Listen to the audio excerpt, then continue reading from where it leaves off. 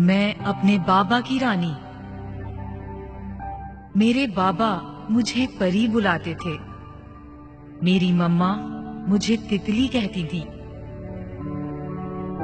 मैं उनके आंगन का फूल, मैं घर भर की रौनक। जब बाबा शाम को घर आते तो मैं अपनी बाहें उनके गले में डालकर झूला झूलती और मेरे बाबा की थकन उतर जाती। मैं बाबा की आंखों का सुकून थी। बाबा अल्लाह से मिलने सबसे प्यारे घर मक्का गए तो मैं बिल्कुल तन्हा हो गई। फिर एक शाम 2 भेड़ियों ने मुझे अगवा कर लिया, मुझे उठा कर ले गए।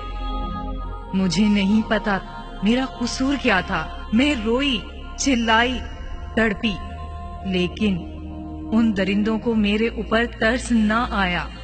जमीन ना फटी, आसमान ना टूटा।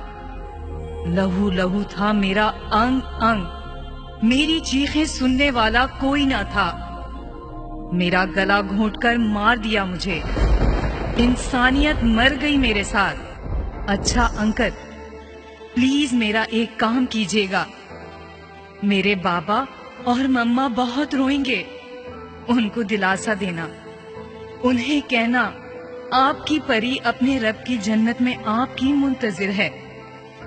रब की अदालत से हमें इंसाफ जरूर मिलेगा।